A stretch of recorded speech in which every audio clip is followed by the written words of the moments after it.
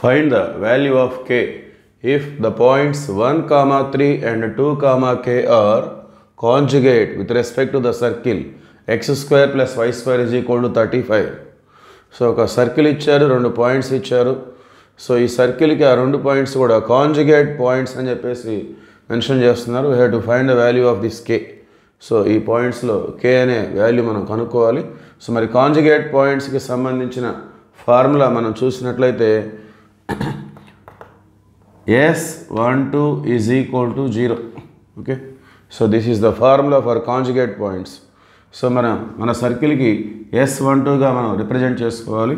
So S12 అంటే ఈ విధంగా ఎక్స్ స్క్వేర్ని x1 x2, వై స్క్వేర్ని y1 y2. సో 35 అనేది లెఫ్ట్ సైడ్ వస్తే లేదంటే రైట్ సైడ్ ఎట్లాగైనా ఉంచుకోవచ్చు. x1 x2 plus y1 y2 is equal to 35. Okay, మన సర్కిల్ ఈక్వేషన్ని ఈ విధంగా రిప్రజెంట్ చేసుకోవాలి.